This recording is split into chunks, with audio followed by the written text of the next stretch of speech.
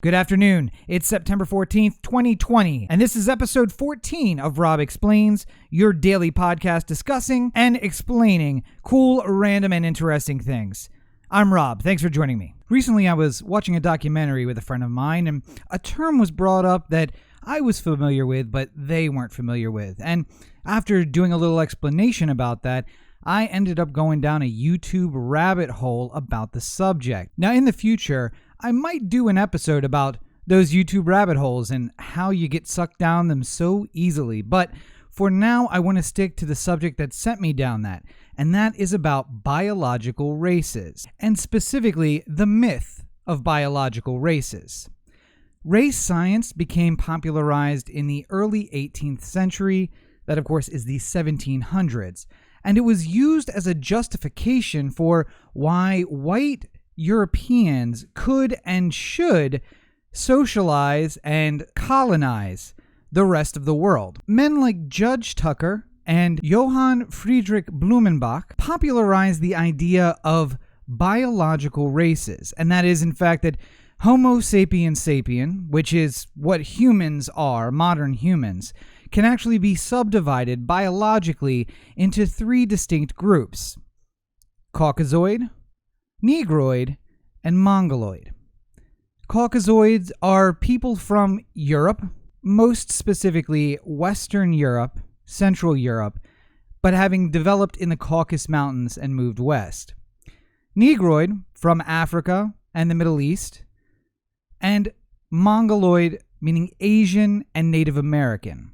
All other people that don't strictly fit the definitions of these three races would merely be considered a mixture of the three. Later anthropologists actually added two to those original three race groups.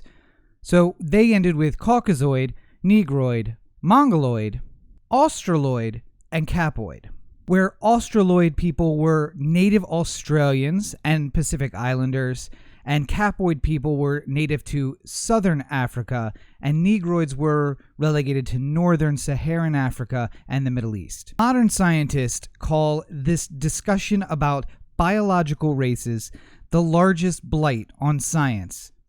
Now, in the history of science, we have made a lot of mistakes. So for people to say that this is the largest one of all of those must make it important. Well, because of this argument about biological race, it impacted many things. Most importantly, it was the treatment of people in the colonies. When white Europeans, thinking that they were biologically superior, and of course at the time, meaning that God had chosen them and made them superior, that they must take their culture, their language, their way of life to those colonies. And they imposed their will on people all across the world.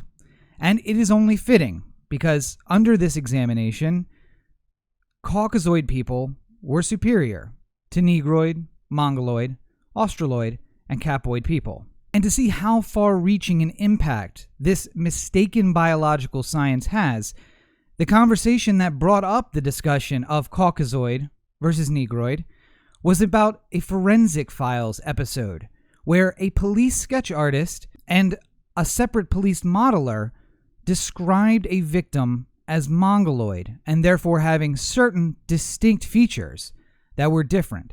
And they were able to tell this simply by looking at the skull. One of the subcategories of this biological race study is phrenology and the differences in the human skull shape based on races. That would come to impact many things further down the line, just like the Forensic Files episode mentioned.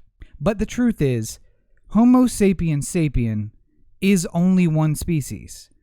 Though over time we may have developed different skin tones, different eye colors, and different hair colors, different skin textures and hair textures, and subtle differences throughout the body, all of the different races are capable of displaying all of those features.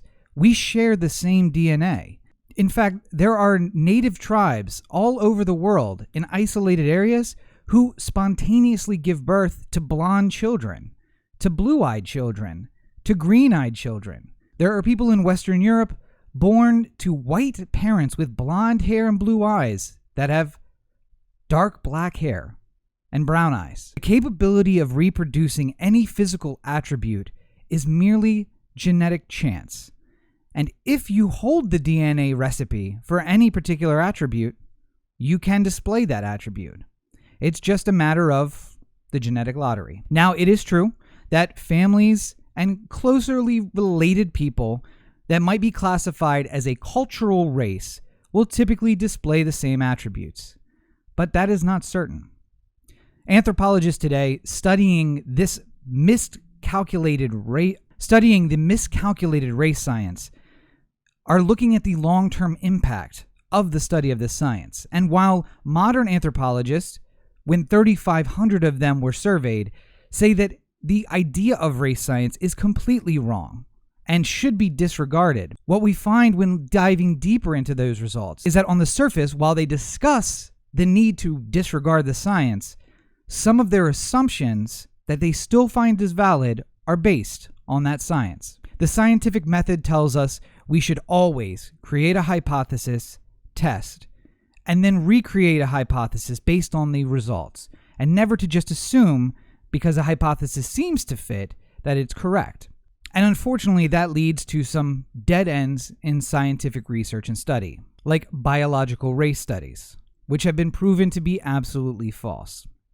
So if you hear the term Caucasoid, Negroid, Mongoloid, Australoid, or Capoid, just make sure you correct the person and let them know they're using bad science.